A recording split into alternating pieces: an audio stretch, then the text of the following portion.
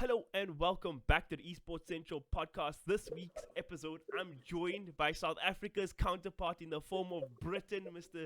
Nomad is here with us. How are you doing, my lad? I'm very good. How are you? I'm good, thank you. So you're here with us for our 13th episode. We've had a bit of a break now in 2021 because I've been sick for a number of weeks. But now that I'm back in good and in action again, I'm glad you're the guy who's here with me, to be honest. Glad to be here. Alright, so people who don't know Nomad, all the Dota people should know him. You better know him, but people who don't, he is a new guy up in the casting scene. He's been around for a long time, but now he's kind of made it through the ranks, casted a couple of big events, and he is the host of the China DPC. Now, Nomad, from the get-go, I'm going to say I'm a fan of you. You know, usually I'm also like a tier 2 caster, small guy. So I always want to be that competitive guy. I'm better than this guy. I could have been here instead of another guy. But when you came up on the panel, I was like, I like this guy. He's got a new style about himself. He's pretty cool. So, first of all, how has it been hosting the China DPC? Yeah, I mean, it's interesting coming into it because, I'm primarily a caster. I've always been a caster. And then at the charity event, the We Play charity event, they were like, oh, give hosting a go. And I was like, yeah, sure, I'd love to. And I gave it a go, and, I got some good tips and got some good feedback. But overall, I think it went quite well. And to be honest, just generally, I find myself always landing into hosting gigs. I don't know what it is, but there was that time. And then there's also this UK thing which we had, where it was like this UK Premiership with ESL.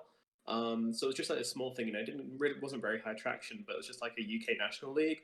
But there was loads of hosting involved in that because we were going through the segments, and there was loads of time before the games, and there was loads of time in between the games, and it was just me and Mo Farah on a panel just kind of vibing, and I had to kind of just host my way through so much dead air with that I got a lot of experience there.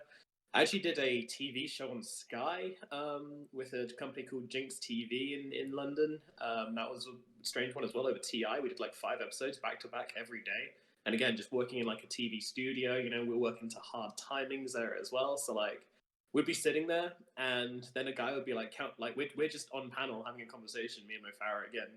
And there'd be this guy in your ear being like, okay, 1 minute. And you're like, shit, I have to figure out how to end this conversation and then throw it to a break exactly in 1 minute's time. Because that's how TV works, right? It's not like esports where you can just be like, I'm going to end it whenever, we can just finish our discussion and throw it to a break. In TV, you have to finish on the time because they have adverts to run, they have contracts, and they have, the specific timings to work to, so you cannot overrun. So it's like, all right, we're going to end in 1 minute. You're like, shit, we have to end in 1 minute. And if we're too short, then I got to fill for however much time it takes. And if we're going too long, then I need to completely cut off the conversation and just throw it to a break as quickly as possible. And it's counting down in your ear, 10, 9, and you're trying to talk normally, whilst also trying to wrap it up and then finish it exactly on that 0. And it's so hard. That was so difficult. But yeah, working for TV was a baptism by fire, I would say, when it comes to hosting.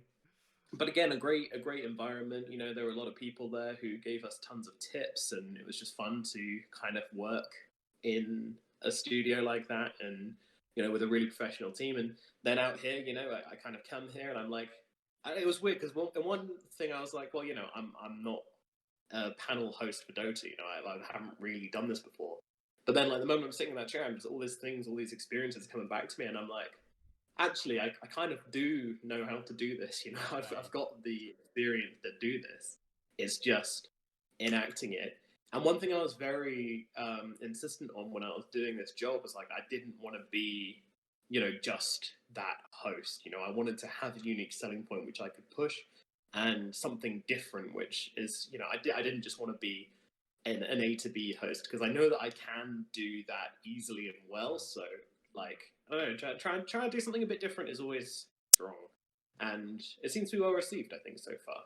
I'm quite happy with how it's going. I still think I've got a lot to learn, and a lot of people are helping me learn over time. But at the same time, yeah, I'm very happy with how it's gone, and I think, I'm enjoying my work a lot here. That's great. So I think the key thing I picked out from that is coming here towards the end of your answer is that, you said you're trying to find that that unique thing, that thing that makes you stand out and be different. Because in my opinion, I think that's that's very key for a lot of for talent in general. But I think a lot of the young up and coming guys don't really see it. They just want to be. Even when I started casting, I was like, I want to be the next Toby one, and OD Pixel rap gutting this shit out, But there's a flavor. That's why I was saying, like, from the get go, why I liked you is that I think you do have a very unique style. You go at your own pace. You have this. There's like a vibe you bring when you cast. So how conscious are you of like what your assets is as a caster, and how do you think that's going to translate as you keep on progressing in the journey? Because obviously this might be a bit of a spicy thing, but like when you knew, it's all fresh, but as you kind of progress, you need to keep on adding layers, I suppose. So how do you kind of conceptualize that in your head? Yeah, you're absolutely right. It is a process of adding layers, and it's important to not run away with your own image and forget the show in the process. The show is still, the teams, the games, and the Dota is still the centerpiece, and everything you do should be to amplify that. But at the same time, especially with paneling, I found it's really helpful to help, embellish, as it were, just kind of spice things up, like I said on paneling, spice the curry, add ingredients to the cake. It's at the end of the day, when you're doing 3 best of 3s, if all of them are going 3 games, say each panel is 15 minutes on the top and 5 minutes on the end, that's 20 minutes in total. 20 times 3, it's like 2 hours of content you're making here. And if you're just being a good host but not a unique host for that entire thing, then you're basically telling your panelists, right, you need to make this interesting by yourselves for all this time, and I'm going to give you questions which will help you do that. But other than that, you're on your own. But if you as a panelist, I think, can make some jokes, or just throw in some curveballs and do some weird things, which might sound weird in your head, but actually, if you're working with a team who understands what you're trying to do, then it's going to make it so much better. And that's exactly what I've got here in like the China and SCA regions. Is like the panelists are always just like, I suggest something, and 90% of the time they're just like, sure, like that'll work. Like, why not? There's very little pushback on any kind of curveballs you want to throw out, and sometimes I'll just do something knowing that they're going to pick up on it. So that's nice as well. But yeah, I mean, it is so important to have a unique selling point as well, because especially in such a competitive environment, right? Like, you need to have something different which makes people realize your value. Because even though you can be good at something, why still should they choose you over someone else? Because at the level you're at, everyone's good. Everyone's really good. And sure, I could get lazy and be like, oh yeah, my knowledge of Dota is going to carry me through. Because like the reality of the situation I'm in, right, is that I'm talking entirely as a host and not as a caster here. As a host in Dota, I'm very new blood, Right. and there's a lot of people trying to jump into that seat right now. I've talked to a lot of people, and they're saying like, there's loads of people who are trying to come in from other games because they see this hole and they're like, that needs to be filled. There's a spot missing, and that needs to be filled, and everyone's trying to do it. And then whilst I'm like, okay, well, I've got that Dota knowledge, so already there's a bit of a leg up. I'm still not as good as someone who's been hosting for 5 years straight. I don't expect to be, and no one should expect me to be. My Dota knowledge kind of fills that cup a little bit more, but the scales are still kind of tipped against me here, I'm pretty sure. So again, I'm just like, all right, well, I'm going to add more to this. And with hosting as well, it's something which I'm just kind of giving it 110 with right now, especially. I'm not casting. What's interesting is that B-Cop the whole time has just been like, hey man, I know you're a caster primarily, and he's been like, if you want to cast, then I'll have a go at hosting, it's fine. And at the start I was like, yeah, let's do it. Like, I definitely want to have a go at casting some of these games. But over time, I was like, actually, I'm just going to host. Like, I'm here. The message they sent to me was, we're looking for a host. Do you want to do it? Right. And then we started negotiating. And I was like, you know what? I'm here as a host. I'm just going to host. I'm just going to focus entirely on hosting. I don't want to be distracted by casting, even though it would have been a great opportunity for me to cast some of these games, and Ben was willing to do that, but I was like, no, I'm just going to focus on the hosting, not look at anything else, because people know I'm a caster, and a lot of people won't know I'm a host, but I'm sure they do now. So Right. I think that was definitely the right decision in the moment. But I'm still definitely both a caster and a host. It's just for this specific event, I was like, I am a host. I'm going to work as a host, and I'm going to just grind it as hard as I can and try and improve as much as I can. Because I mean, it's a fantastic opportunity to do that. 8 weeks straight of hosting. Right. I just wanted to, blast through it and see how good I can get. Yeah, I think you were saying in your podcast with Dan often as well, is that, casting is a very easy thing to practice in Dota. We have some of the best spectating tools in all of esports where you can just jump into a game and start grinding anytime, any place, whether it's a high-level pub, whether it's a freaking pro match, whether it's a top-tier Chinese game that nobody else other than BCOP is covering. There's always that chance. But hosting, it's a very, I think, like, from my perspective in hosting in a show, it's like your job is to make sure the show runs great. So you actually need all this around you to be able to practice and hold your skills as a host. But your point is also very valid. Now, if you're coming in as a host in Dota, it is a very competitive field because, especially in the Dota community, whenever we've had new hosts, we usually have the best shows. No disrespect to our top guys, our Shivas and stuff, because obviously they're the blood of Dota and we love them. But I feel like, when you have the likes of like Machine when he comes and hosts, obviously it helps that he's like a top 2 host in esports and he's just super fucking talented.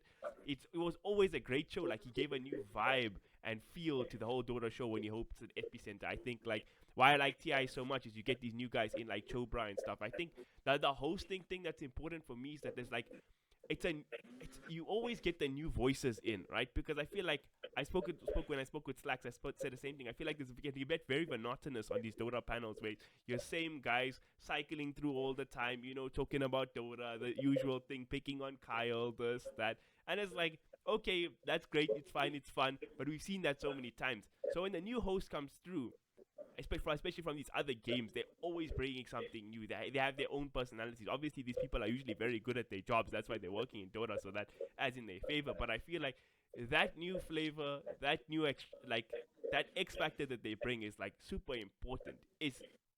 When you look at if you look at a host, I mean, maybe that's actually a good question. Who would be the host in esports or even in real sports if you're going to like panels and stuff? Because I watch a lot of sport. Who would be the person you say like not look up to, but be like, holy shit, this guy is real good at their job? Oh god. All right. Well, this isn't esports or sports, but my favorite host from anything ever is definitely Greg Davis on Taskmaster. Taskmaster is like this British TV show where essentially Greg Davis plays this Taskmaster. He's got a servant, and the idea is that like these comedians are doing tasks for him, and then they're completely random shit. Like, it's the most random, out there stuff you can think of, and they have to do it and think outside the box, and often end up doing silly stuff. And he then judges it afterwards. And his entire style to hosting is just so unique and so different. And the whole show, I mean, it's won so many awards in the UK just because it's just so completely different and out there. And I love his style of hosting. I'd implore anybody watching to go and check out Taskmaster. Just watch one episode because, my God, it's actually like incredibly good TV. And the panel on that is some of the most entertaining stuff out there. And he's just got this very interesting vibe about him. Some things I try to kind of emulate, which is so hard to do, is, for example, every time he throws to an advert, he does it in like the weirdest way possible. Every single time he just comes up with something new. Often it's like, go watch some ads, you cheeky chumps. And, when I say it, it sounds cringe and weird, but when he say it, you find yourself laughing. And he's just got this whole very British but very engaging vibe to him, which is also very funny. And it's kind of this triple threat, which I find super interesting. And he's someone I studied a lot before I started hosting for this event, because I was like, man, this guy's just so good. Like, he was an actor as well. He's not even primarily a host, but I guess that kind of plays into it because he's playing this character of the Taskmaster.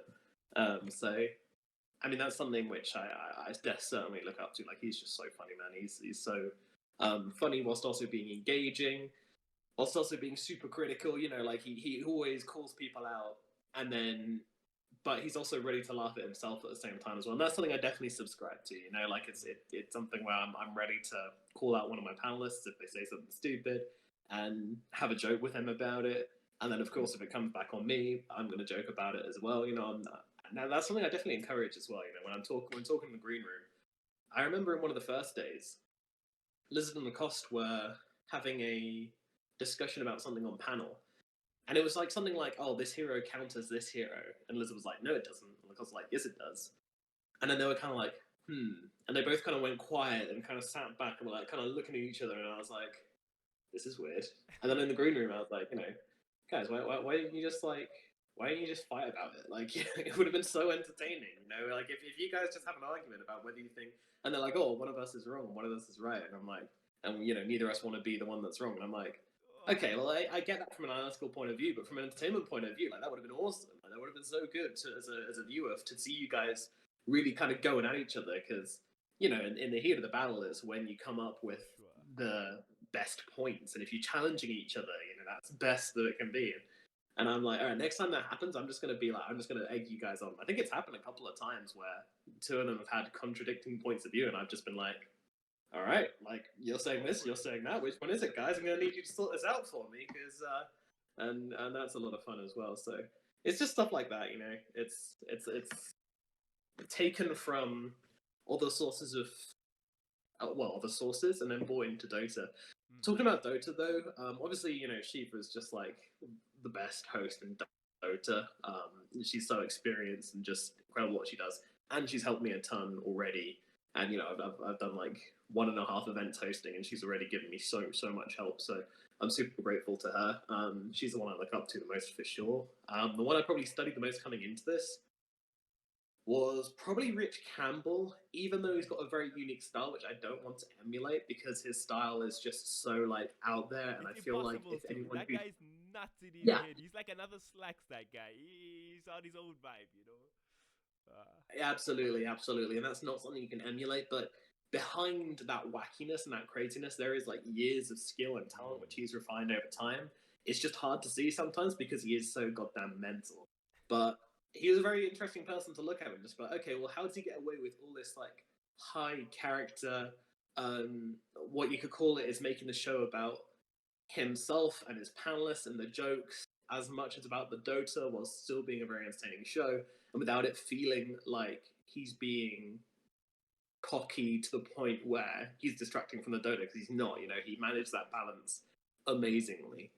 And that's something which I was looking into, and I was like, right, what is it this dude does so well, which I can then maybe try to emulate or try to copy. And again, I'm certainly not there yet. I'm nowhere near what he can do. He is just a phenomenal host and character. And as you mentioned, he's got his own vibe. He's got his own thing going on. To try and emulate that would be very cringy and very kind of insincere to recreate that brand. But I still think there's value in looking at these people and thinking like, right, that's what he does and how he does it. How can I make what I do fit in that well as well? Not try and do what they do, but learn how they do what they do, and then try and do what you do to a similar extent. Which is a long-winded sentence, but to me it makes sense.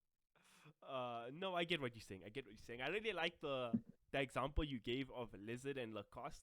I feel like in Dota, why I feel this is, maybe some will find it a hot take, but I feel like Dota broadcasting is very behind, because obviously sometimes because of what the actual panelists and stuff are doing. But I think the community has this like fucked up idea that this Dota is this big brain game, and it's about who knows the most, and these pro players are the deities and gods, and you cannot utter a word against them because what's your MMR, bro? And this whole thing is like, it's just such an unhealthy mentality in Dota. But if you look at other sports, right? If you look at like who runs all the your panels and your ESPN shows and stuff for like your NBA, none of those people fucking play basketball or know basketball for the most part, right? It's all journalists, and for good reason why they can't actually have talent is that those guys have to put up insane amount of work every day, obviously. So it's not an easy job they have. But what they do have is they have the skills to constantly engage people. So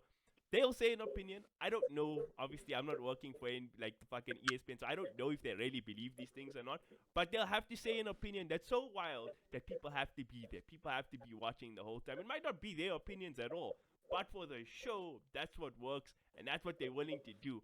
And I feel in Dota, it's about being right, and it's about this, and about, you know, showing the respect. And I think, like, that kind of loses the point sometimes. Sometimes you need to just be a fucking madman and get that show interesting. It's like Kyle. Everybody laughs at him and shit. But that guy, Yeah.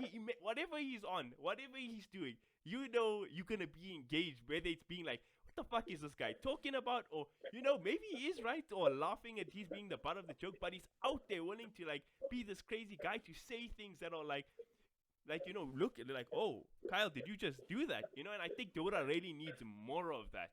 You know, I don't know what's your thoughts on that shit. Yeah, I mean, Kyle brings a very, like, American mentality, as you mentioned, like, you know, the NBA and all those kinds of things, but also a very esports version of it. Like, that's why I think his brand is so strong in esports and in Dota, because he is just very out there with the things he says and with, like, but he's always making it interesting.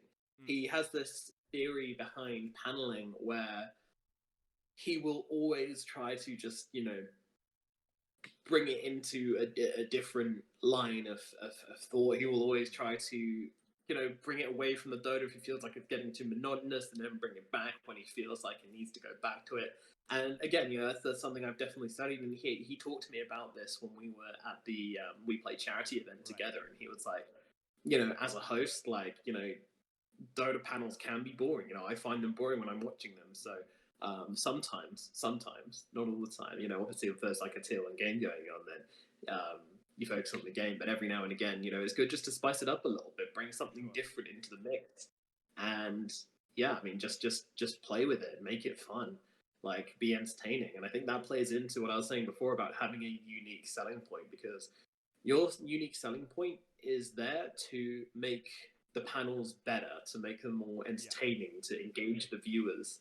Because the game itself can be enough, but, like, why just leave it as this one thing? You know, yeah, it can be really good, but, you know, you don't serve a gourmet fish without some fancy sauce or some fancy seasoning. You know, you are that seasoning. That's something. That's an idea I've learned over time, because I used to be like, at the beginning, I was like, right, you know, I'm here to host the game, and I'm gonna do that, and I'm not gonna do anything else. You know, the game is number one, and everything else is just, you know, useless noise. We don't want to get that out of the way and just focus on the game. And it's like, that's not what people really want. Like, okay, maybe there's a few people who are like, yeah, let's go, you know, let's just watch the game, mute the panel, watch the draft, get into the game, and mute the casters and just watch the game. But those people are going to do that anyway. Like, I think it's really important to be entertaining, sell people on yourself, sell people on your panelists, and get the personality of your panelists out as well. And in doing so, you know, you make everything so much more interesting. And yeah, I totally agree that if we had more people who are more willing to just say stuff for the sake of saying stuff, and, like, just sticking by opinions and being opinionated for the sake of being opinionated, then, I mean, yeah, it might be a little bit more wild, and some people might take it the wrong way, but I think mostly it'll be an improvement, because it'll just be fun. It'd just be really fun if people were just kind of like, you know, this hero is bad in this game. No, I think this hero is good in this game. Like, well, fuck you, I think it's good. Well, I think it's bad. And they just start arguing, and, you know, that'd be good content. Everyone wants to see some clashing going on. So yeah, I mean, I guess it's just a thing where you don't need to be 100% right 100% of the time. It's better to sometimes be wrong, but always just kind of try to force your points across and be challenged on them, because challenging is always good. I love conflict, and I love, you know, I will do it as well.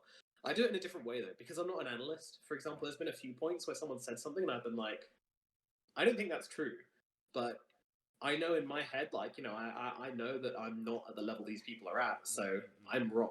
Probably, like, 99% of the time I'm going to be wrong.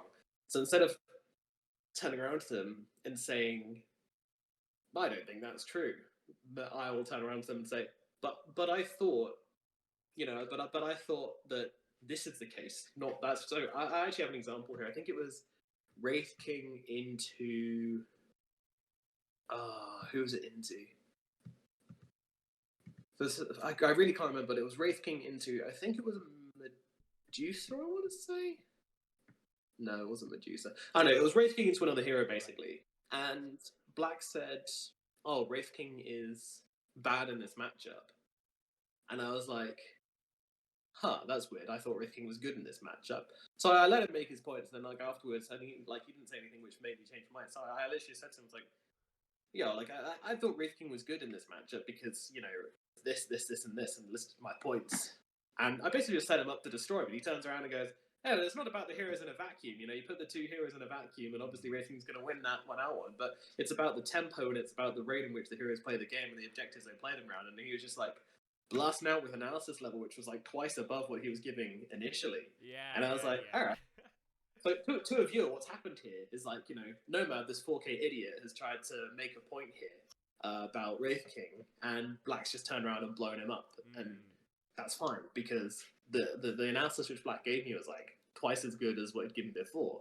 So my job as a host would be to, you know, it is checked off, you know, maybe at the sacrifice of making me look a little less smart, but that's okay. I don't need to be smart as a host. I just need to get the most out of my panelists, make them look as smart as possible, whilst also making a good show. No, that's great. That's great. I feel like sometimes, especially with like what I like with your Lizards and Lacoste, because they're very high level players themselves, they'll be saying something and they'll be like, yeah, the X is just better than Y. And it's just like done, because in their head it's so fucking simple, because high level thinkers. Sometimes, you know, you need that plebs point of view as well. Be like, you know, but isn't it this way? And then they're like, oh, hold up here, kids. Hold up. This is why. And that's always great, you know. Yeah. I think the one time Sind was casting with Toby, obviously, bye-bye Toby now. But Toby asked Sind the questions like why Mommy is good on Luna or something. And Sind's just like, man, you cannot ask me that question. And he just ignored him and went on. It's like, that's such a pleb question. He doesn't even want to deal with it. That's pretty funny. Okay, so I really like your perspective. It's pretty interesting on how you feel and how you fit into the whole, you know, totality of the broadcast. It's great hearing that insight. Yeah. So I think another important thing in terms of being a talent and stuff, and I'm going to use Speak Up as an example here, and it's going to sound like a bit of a harsh example if you listen to the Speak Up, but I will preface this and say I'm a fan of you. I've been vouching for you to get this work for a long time because you've grinded the hardest. But I feel like Speak Up is like a good example of, like, you know, it's that classic like esports stereotype about the grind. I mean, he's casted more Dota, Chinese Dota specifically, than like anybody in like the history of fucking Dota. Basically, that guy, when he grinded, he was like 2 weeks of casting like 100 hours in the whole week, just going absolutely crazy, like day in, day out. Didn't matter the time zones. He's worked hard, obviously. In terms of what he does, I think he's very good. He's a very good caster. He keeps the show going. I mean, he used to have freaking instant replays on his stream. Like, the man really put in the work there. But in terms of dealing with all the other details around his brand, you know, where he presents himself on social media, you know, his photo shoots, networking and such, I don't feel like he did a good job there. And he got that unfortunate situation where he had that frustration where he was like, I'm putting in all this work and I'm not getting the reward. And he verbalized that on Twitter. And obviously, you know, he was getting subtweeted by all like the big shots and things, stuff. And I can see where they're coming from. I can see where he was coming from. But I think beyond just like that unfortunate situation, the point is here, like, what is the other things that need to be done beyond just the technical skills of it? Like, in terms of, if you want to make it as a talent, what are the other aspects of your brand that you need to care about? Yeah, I can see where you're coming from. And, you know, like, Ben's certainly kind of improving on that regard recently, for sure. He's coming a long way, for sure. But to answer, like, the question as a whole, I mean, so it's kind of when you get into it, you're just like, oh yeah, you know, I just need to cast as good as I possibly can and I'll get the opportunities. And that's not really the case. Like, you still need to climb the ladder. There's no room for someone to just blast up through the ranks at like a crazy rate as there used to be. I think there is always that opportunity open for someone new to come in if they've like got an insane amount of raw talent. But I don't even know if that's possible. Like, I don't even know if that exists. You know, I would encourage anyone to give it a go because I'm genuinely interested to know. For example, if we didn't have OD right now and he started casting, like, say, 5 months ago, would he be going to this major right now? You know, that would be a question which I would love to know the answer to, because I don't know. I think times were definitely different back then when he started out. But I use OD as an example because he's like, when he came in, he had like the highest starting level coming into it than anybody else so far. He just started out and he was already like in insane. You know, he had like a lot of hours casting, like you know, amateur stuff and doing like local UK events and stuff. Like, I'm not trying to take away. I'm not trying to say he just walked into it and was given everything because of his raw talent. Like, he definitely improved that raw talent. But you know, he started casting and did like a few, I think about like a year of amateur stuff. And then he broke out, and then he started going, and then he did not stop until he was at like TI in almost the same year he broke out, which is just insane. So you know, you look at that, and I think like if the timelines had been different, would he have achieved the same thing? I would guess not, because what we're the situation now is like there's so many relationships between you know, between tournament organizers and talent, and then also different people in the scene. And then also you look beyond that as well, and you look towards, you know, your brand and your followership. You know, followership is so important. You know, you have a lot of people who just kind of look at your social media presence and go, oh, you know, this guy doesn't have enough followers for me. I've been told for an event, I've been told that you didn't, oh, sorry, you don't have enough followers. Right. And I'm like, huh. It's like, okay. And that one kind of stung, you know. I'm not going to get too stuck up on this point because it, like, that did annoy me at the time. Tournament organizer, you know, if you're listening to this podcast for whatever reason, you know, like, it's not it, Chief. That's not it. You know, you look at my tweets, I got like twice the engagement of people with like 5 times, 10 times my followership. There's people with 20k followers who don't get the same engagements. It doesn't, like, followers don't matter because you can just bot them if you want. If that's what you're focusing on, like, just fucking like, it's crazy, right? Like, come on, man. But anyway, back on track. Like, yes, like, followership isn't that important though, as much as making sure your brand is good. You know, you just want to have like all the basics there. You know, if someone wants to look at your social media profile, they want to be able to see like link to show reels, where I can get in contact, you know, previous work, all that stuff. You know, I've got a website which has all that stuff on it, just because I want, if anyone wants to click on me, I want them to be able to find that out as quickly as possible. I don't want them to be like having to make a couple of clicks, and they're just like, oh, I'm bored now, I'm moving on. So yeah, I think that's important. But yeah, networking, just so important. Making sure that you're coming across as professionally and as you know, as you have to value yourself. Otherwise, tournament organizers aren't going to value you either, and you're not going to get work. I think that's really important as well. And talk to people as well. You know, just talk to anyone. My DM's always open. You know, if you have any questions about the scene, like, I'd encourage anyone to reach out to me and just ask. I didn't do that for a long time myself, talking to other people, because I was like, you know, why would they help me? They're my competition. But that's not how the people at the top think. You know, that's not how the people even at, like, you know, the middle now. We're starting to change that together. We're trying to make like a scene where we're more open to talking to each other, because it's such a huge benefit to everybody if we all just kind of speak and converse and make sure that everyone's on the same page, because it just makes a more level playing field, which is good. Yeah, I think those are like the biggest kind of things when it comes to managing yourself outside of just your casting work.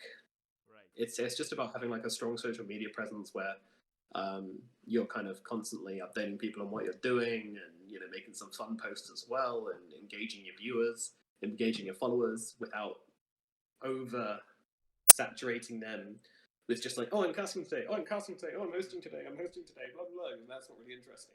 Give them something else, which has actually kind of sucked since I've been at home, because I don't have Photoshop on this computer, so my meme game has just fallen off a cliff recently, which sucks. I've got like, yeah, when I come back, it's going to be like a meme a day for like 2 weeks. I've just got so many written down in my in my notes, which I've been unable to produce. But they're all going to be old. Sorry to cut you off, but I think you actually do a good job of that, because I mean, you follow me on social media. I just tweet random shit the whole day, completely irrelevant to what I do at all. But like, I think your social media, obviously, you're not a comedian as the same as Dan Offord, right? But I think, Dan, this is shot at you. I think Nomad's fucking Twitter account is funnier than yours. You always have like there's weird memes going on. You just like, and you write it up like it'll be like some serious tweet, and then there'll just be a gotcha at the bottom. You're like one of those guys. I see your tweet, you know it's gonna be a banger, you know. So it's great that you take the time to write this shit down. That's what I aim for. It makes sense. Yeah, I mean, I think like that just make something, like make stuff which is fun, you know, tweet about your games, rage tweet, like whatever. It's better than just being like a robot on Twitter being like, I am now live casting this team A versus Team B. Like, tune in! Exclamation mark. I was just like, don't tweet that, man. Like I don't know. You can tweet that, but you definitely should tweet that. But also tweet other stuff which is going to keep people interested. And then just for the 25% of your followership which want to tune into the games, gotta tweet that. But for the other guys, you got to keep up the interesting stuff as well and make sure. And and don't measure stuff by likes either. Measuring stuff by likes is dumb. Yes, that is a good measurement of a successful tweet, but there's also the fact that everyone generally sees, if you check the actual engagements of your tweets, you can see how many people have actually seen it. And that can be just as important, someone might not like a tweet enough to like it, but they might like it even though they don't like it, which is a really weird thing to say, right. But it makes a lot of sense when you think about it, because how many times you've been scrolling through Twitter, you see a tweet and you're kind of just like, oh, you acknowledge it in your brain. You don't like it because it's not something which, you really engage with that heavily, but at the same time, I don't know, that's just something I think about sometimes, and I'm like, if the tweet doesn't absolutely kick off, I'm still like, I imagine there's still a lot of people that saw this. For example, my stupid Valentine's Day tweet, I just did a dumb little run, because I was like, I don't know, it's Valentine's Day, I feel like I need to tweet something. 1,554 impressions, that's how many people who saw it. Total times liked, 37, not many. But, a lot of people saw it, and I'm sure a lot of people saw that, and I'm like, oh, that's kind of cute, kind of cringe, not gonna like it, whatever, it's fine, they're still having a look, they're still nodding to themselves. You just gotta think what do you do on Twitter? How much stuff do you actually like? Because I don't like that much stuff on Twitter. I'm very selective. I think there's a lot of people out there like me as well. I'm sure it's spectrum of Twitter users who are some of them are just liking everything because they're good people and want to support everyone. But to be fair, I do like most things if I see someone who I want to support. But if it's just some big streamer, I never rarely like stuff from big streamers and stuff like that. I just kind of acknowledge it and move on with my day. Right. I think I'm in the weird category where I think my greatest asset and my greatest downfall is that I'm involved in a lot of things, and I feel it's very hard to actually with this podcast, for example, right? I interview from people, international people like yourself and Zayori and things. I interview local people, I interview people like chess players. Yes, my last podcast. I interview people in the local Dota scene. I interview so many different people, which is great from a totality in terms of if you look at your thing, I did this amount of work and I've been involved in this amount of things, but to actually market content this is actually very difficult, because if I do a Dota video, I know my audience very well. I know where to go post. I know how to engage. I know they know me. So it's very easy. But if I'm going to do a freaking League of Legends video and I interview a LoL player, I actually, it could be the greatest interview in the whole world, but nobody would see, because I don't know how to share this thing. I don't know how to market this thing. People don't know me for this kind of content. So it's very weird. In my local scene, I do a lot of things. I just do so many different things. So I don't know. I genuinely have no idea on how I'm supposed to engage, what I'm supposed to do. I don't really worry about that too much. I just I'm gonna go and make the content seriously. There's gonna be one avenue I need to take it seriously. I will need to hone in a bit more, right? So it's a weird thing. It's a very weird thing. Yeah. Well, I actually have a very interesting story about that. So, I was working on the ESL broadcast. It wasn't it was the Weaver broadcast. So Weaver are a UK company which have developed an app for analytics within Dota. It's only in its kind of beta stage still. I think it's on general release, but only works for ESL games, so it's not widely available. And we were doing a studio thing where we used the app to make a piece of content. It was 5 minutes long, and it was inside this insane studio. The studio was absolutely nuts. It was a green screen studio. They do football focus and stuff in there usually. So it's a million pound studio. It's super fancy. And I was talking to the producer afterwards, just over a beer, and I was talking to him about esports, and he was like, oh yeah, every time I look at esports, I think there's a huge gap there where I don't know where the people making content for the non-esports people is, and I feel like that should be there. And he's like, why are you not doing that? And I'm like, I don't all right, let's if I go through the steps with him, I was like, okay, well, let's say I make a video being oh, how do you watch esports? How do you watch Dota 2 esports? That thing already exists. I think a couple of people have done that. but let's just say no one had done it before and I do it. Like, where is my traction going to come from? I put it on my Twitter. It's not going to go anywhere. My followers, they already know how to watch Dota. That's my okay. I put it on the Dota 2 Reddit. Again, not useful. They all know Dota inside out. Say I post on like Esports or something. The subreddit for that. It's still just like it's so hard to reach that audience. That audience is almost unreachable. So to actually create successful content for those people is really, really difficult. And he's still like, we still talk about it, like me and him, that because this guy's like a big shot after winning producer. He's an amazing guy to work with. And we still talk about like the idea of trying to make that content together where we can make something which reaches those people.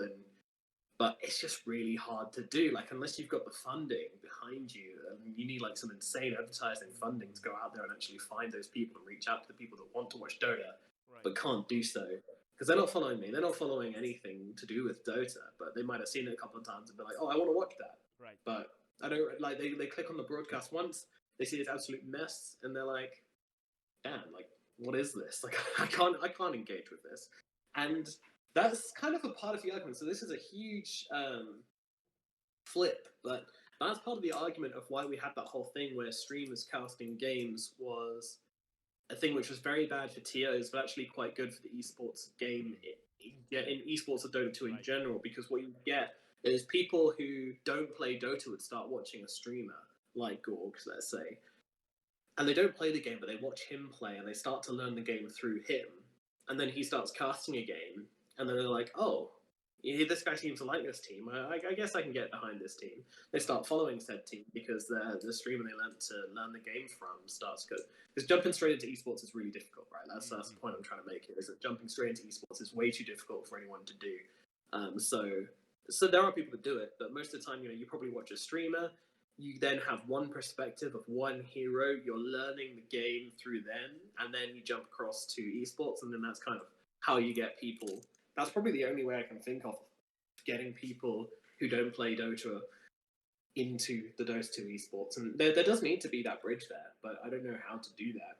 That's something I've been kind of interested in recently. I always thought Valve should just fucking hire Purge for like 6 months, make him do all the get new players in, they have that learn tab there that's absolutely useless in the game, put all his shit there, and that's the new player experience that everybody cries about is sorted. But I completely get what you mean, because I think there's an inherent problem in esports that there's like, it's very, I don't know what's the word, clicky, circle, jerky, whatever, but it's like, it's very it's isolated and insulated. Most importantly, I think a lot of and it's within esports as well. Not many people follow like esports. They'll follow Dota, they'll follow Counter-Strike, they'll follow League of Legends, they'll follow, there's no, and that's why when all these fucking business guys go and be like, oh, there's this many people gaming and this whatever, it's completely irrelevant. It doesn't matter how many people are playing League of Legends to Dota. It literally doesn't matter. Those people will not cross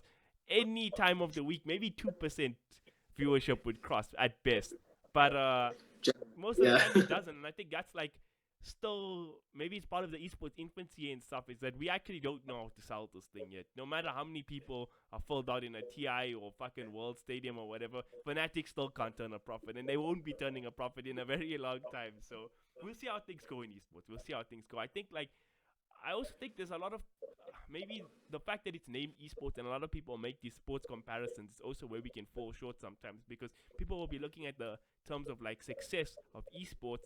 They use things like viewership and your third parties hosting these grand events and stuff. But that's not really where success is yet, because your teams aren't really profitable yet. Your big MGOs and things, for the most part, most of your tournament organizers can't turn a profit. Even your ESLs, you're trying hard, but I don't know if you do. But if you look from another perspective, your developers and such, they are killing it right now. Your Epics, your Valves, your Riot Games and stuff, because they've got this model that is, they completely dictate the model. This is their thing, they own, and they know how to they know how to profit off this thing anytime, any place. Dota could die like in 5 years' time, and I'm pretty sure Valve will still be making a shit ton of money off that compendium, and that's the fucking issue. There's no reason for the sport and the competitive part to need to succeed, is because They winning anyhow. And I think like Epic Games is like the fucking pinnacle of that. They like do esports just for show. They really could not give a fucking hoot about that shit. It's just like, okay, yeah, here's some prize money, you guys can compete for it. But for the most part, we got Marvel posters, bro. It's all good. Yeah. Yeah, like you guys can do something, and if you're successful, then great. If you're not, then whatever. Like it doesn't matter. It can die. Like it's really of no consequence to us. Yeah. Like it's kind of with Valve, it's that kind of balance which always feels like it's not quite right, and I think that's kind of always going to be the case with, you look across the pond, right, and you look at Riot, and they are so hands-on with their esports scene that it's hard as a Dota player to then be like, well, to not jump at Valve and say, please do more. And obviously, my perspective is very skewed towards the esports side of things. My success depends on esports, Dota's esports success. So obviously, I'm going to be biased towards its success. But like, in my opinion, Dota is like the best game in the world, and for watching it is fantastic.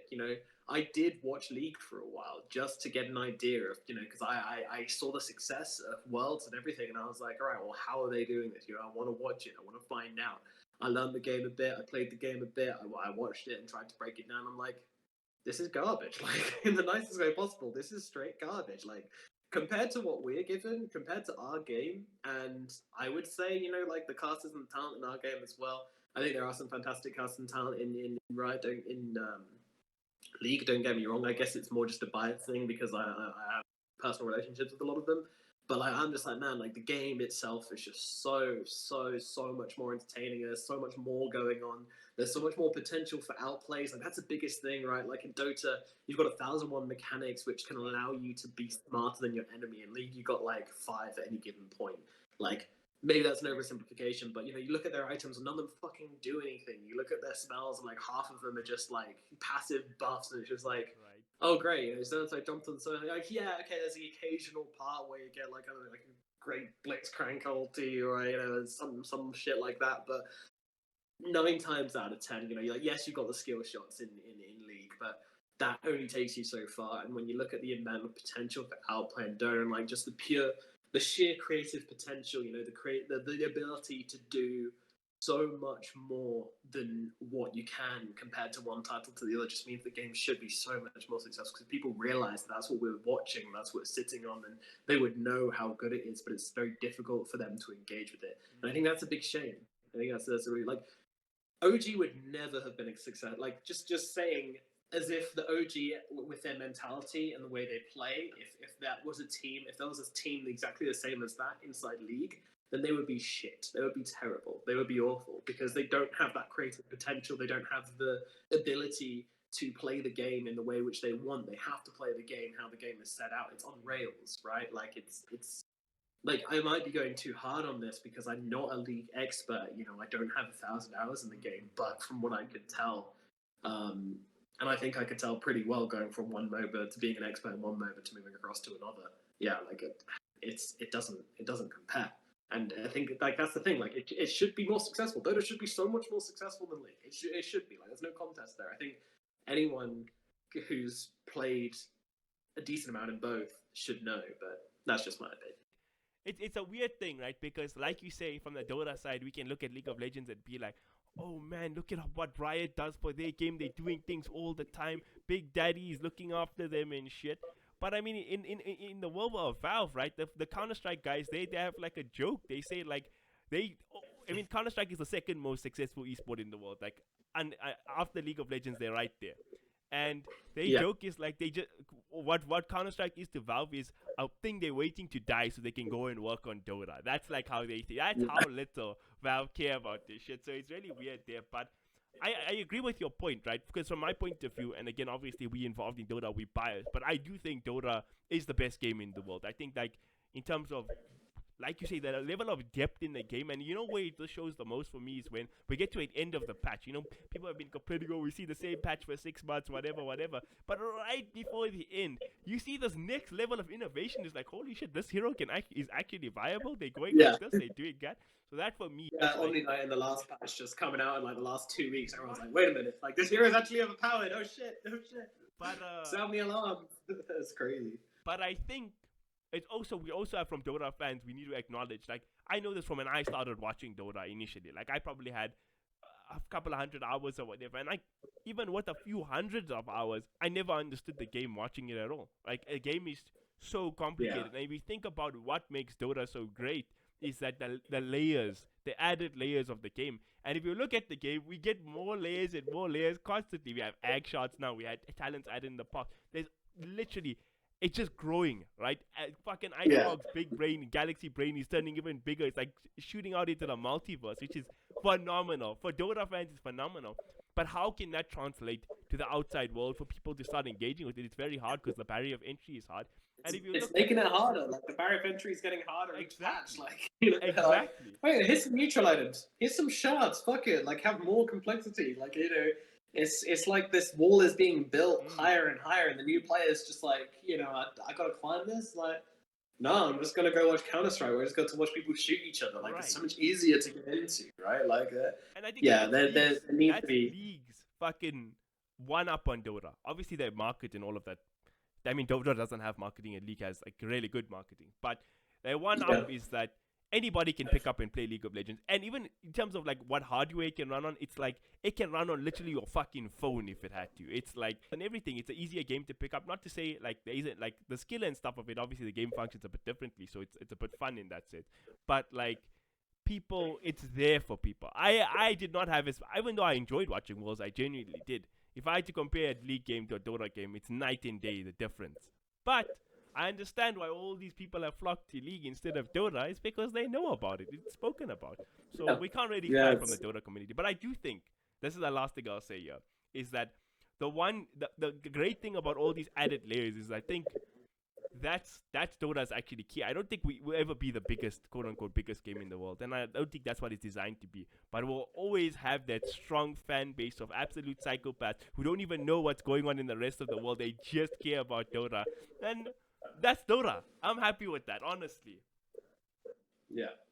It is what makes us up, you know, like the group of psychopaths which will follow it until, you know, the game is dead or the earth has fallen or they die, you know, one of the three. Those like the Dota loyalty is insane. Like the numbers just, they don't fluctuate compared to other esports, I'm pretty sure. Like I really don't think they fluctuate. When Overwatch came out, right? When Overwatch came out, there was all these stats about like from like Counter-Strike, League of Legends, like the amount, because obviously there was so much hype around the game, about how these player bases dropped in the week that Overwatch came out. All these games changed, except one fucking game, Dota 2, because they didn't even know Overwatch existed, man.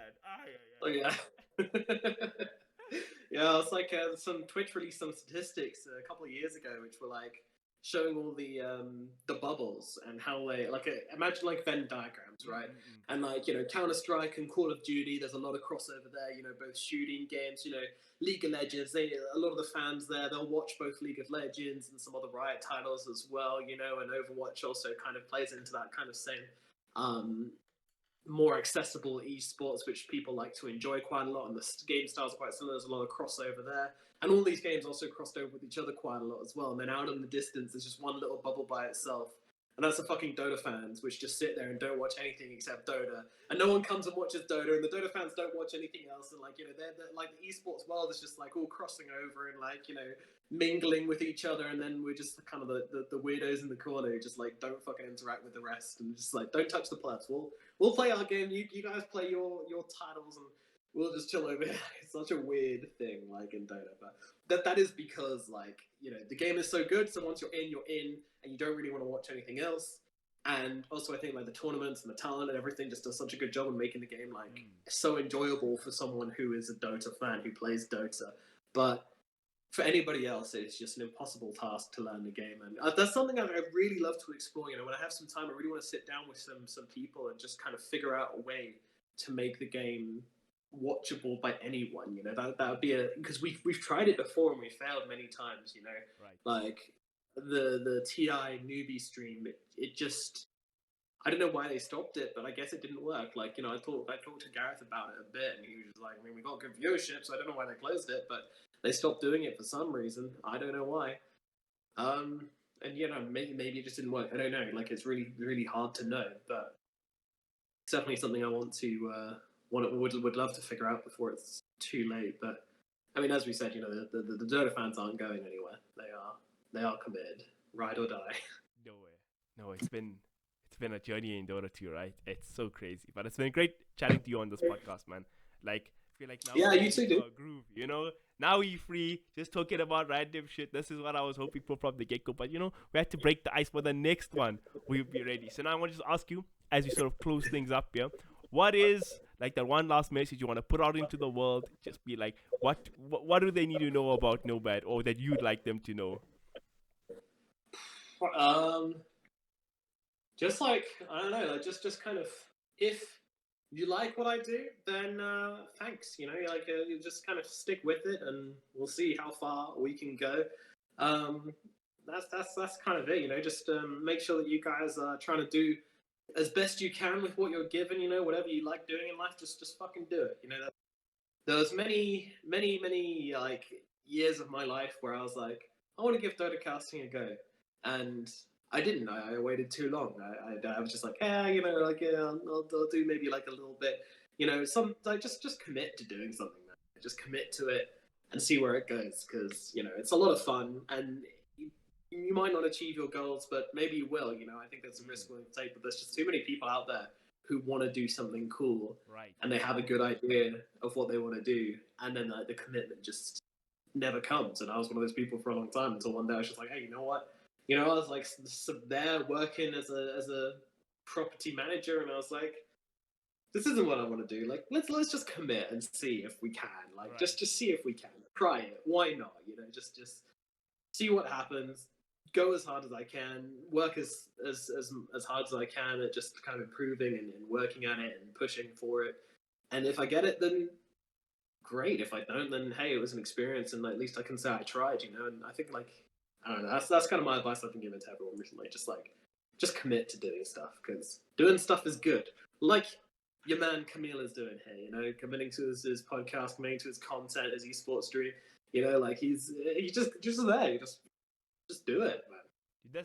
That's the best possible avenue you could take to end things off, because, like, you know, actually, I was arguing with DK on Twitter the other day, that fucking fancy CSGO journalist and things, and obviously we are completely different viewpoints, me and him, but there's one thing that he said, and like, that the essence of what he's saying, and that's part of it, is the most important part, and it's like, man, it's esports, just go and fucking do it. Like, the great thing about esports has a lot of issues, you know, people haven't got paid, this, that, new industry, yada yada, but in all that chaos, there's one fucking great thing about it, is that there's endless opportunity that people in esports don't even know exists yet, because it's just so new. You can just grab it by the balls at any time, and just run with it. Whatever you want to do. If you want to be a writer, you can do it. If you want to be a shoutcaster, well, if you have a good game, you can do it. You can just you know, Nike logo that shit up. You know what I mean? Like, opportunity. Yeah, for sure. Like, if you have 1,000 hours in Dota, like, you actually have value. Like, it's such a weird thing to say, but if you have 1,000 hours in Dota, you know, you're an expert at that game.